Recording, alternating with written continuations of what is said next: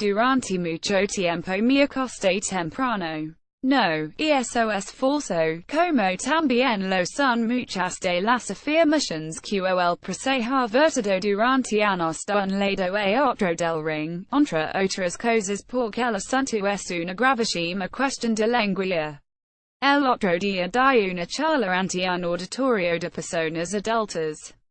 La idea era, desde la objetividad, sin ir a estudio que diría tácito, intentar formular algunas claves antes del 1 de octubre. Lo que más me sorprendió del público es como algunos conceptos retorcidos a lo largo de este periodo han quedado en mentes preparadas. Muchos de los asistentes negaban cualquier puerta al diálogo y defendían a sus héroes con su moda verbal. El problema es que al evitar la puerta a la palabra constataban graves errores de los que alguna vez he hablado en estas páginas. El primero de ellos, una contradicción desesperante, consiste en estar inmersos en un momento 100% político mientras, día tras día, resulta fácil percibir la ignorancia de la población sobre la materia por falta de educación en la misma. Vocablos como democracia, revoluciones, Estado de Derecho, legalidad parlamentaria o referéndum han caído en una tergiversación perpetua a nivel gubernamental a la que los ciudadanos, mal llamados pueblo, han puesto su granito de arena al darles un significado al gusto del consumidor, desmoronándose la verdad de las palabras, hundiéndose en una especie de individualismo acorde con una sociedad que habla de unión cuando manejar a cada uno de sus integrantes desde una supuesta diferencia para que permanezcan en un rebaño homogéneo, y esto sirve tanto en el tema que nos concierne como en muchos otros, algo auspiciado por el capitalismo que es mela en una esencia irrenunciable la libertad de cada uno desde la autocrítica, la capacidad de elegir desde el conocimiento. Tras esto el crítico más banal dirá que me pasó al concederme la capacidad de argumentar que muchos seres humanos no tienen capacidad de decidir por sí mismos. No nos equivoquemos. Si escribo este artículo es porque considero necesario dotar a toda la ciudadanía de instrumentos para razonar y no guiarse simplemente por las emociones, lo que ahora mismo sucede y demuestra nuestro fracaso como sociedad por ser incapaces de debatir entre todos mediante argumentos de análisis prescindiendo de arengas y proclamas. Cuando el léxico es respaldado y se desprecia incurren factores que propician el desastre. Entre ellos, es evidente, figura la invención desde el poder. En un mundo coherente la historia debería estar en manos de los que la escriben, porque para eso se dedican en cuerpo y alma a investigarla, sacar conclusiones y difundirlas para esclarecer desde el pasado los motivos que nos conducen al presente. En estos años de recortes masivos en sanidad y educación pienso que el ninguneo a los detectives de lo pretérito, capaces de iluminarnos desde su sapiencia, es otra prueba del absoluto desmorón de un sistema donde no interesa la verdad, manocida hasta el punto de transformarse en su antónimo mediante repeticiones de mentiras que todos aceptan como ciertas a partir de esa obscena redundancia. De este modo el pasado se desvanece y se convierte en una estrategia política de presente.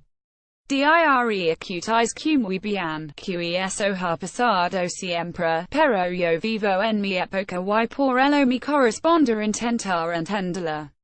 A principios de siglo XX bien es Hugo von Hofmann's talent dio a su manera que el lenguaje no bastaba. Las transformaciones de la segunda revolución industrial amenazaban el mundo en que había crecido, miraba a su alrededor y comprendía cómo era necesario un nuevo vocabulario.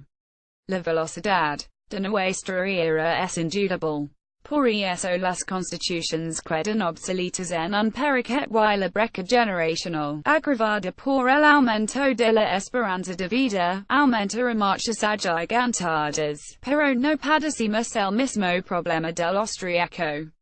El fallo del sistema está en su educación, porque de haber sido correcta, algo imposible con su adaptación a los intereses de los que mandan, casi como si quisieran impulsar un conductismo del amaestramiento desde la vacuidad. No nos halariamos en esta fase de delirio, una especie de incubo que traerá consigo una resaca infernal. Si Daedalus decía en el Ulises que la historia es una pesadilla de la que quiero déspota nosotros podemos decir que el olvidar la formación del ciudadano desde un pensamiento crítico se han cimentado las bases del fracaso, porque si uno no puede reflexionar por sí mismo también es incapaz de, a posteriori, aportar su contribución al colectivo para mejorarlo. Hoy he visto una foto de unas adolescentes. Seguramente iban a la manifestación estudiantil de la mañana. La imagen ha sido destacada porque sus protagonistas convivían positivamente contrapos de distinto signo. Unos españoles, otros catalanes. Si, se agradecen imágenes así porque mostran que quizá no todo está perdido y prima la humanidad antes que el nacionalismo, aunasis como si nadie hubiera cuestionado lo anormal de esas jóvenes ataviadas con estandartes en pleno siglo XXI. QE acute education hemos recibido para que son tan importante no sería más lógico enseñar valores sociales de justicia, ética y equidad otras semejantes creo, lo mencioné más arriba y no me importa insistir en ello, que todos estos años han sido un colosal fracaso de todos nosotros como sociedad. En medio de una crisis inédita desde 1929 hemos preferido discutir, a partir de una monopolización del discurso, sobre entelequias en vez de preocuparnos por arreglar el desastre económico, moral, social y cultural. La suerte es que existió el 15 porque una una brisna de esperanza si eliminamos sus notas cursis, adjetivo tan vivo ahora que oculta lo agresivo de la situación y amenaza con ahogarnos mientras cada vez el cerebro pesa menos en medio de una atmósfera demasiado cargada.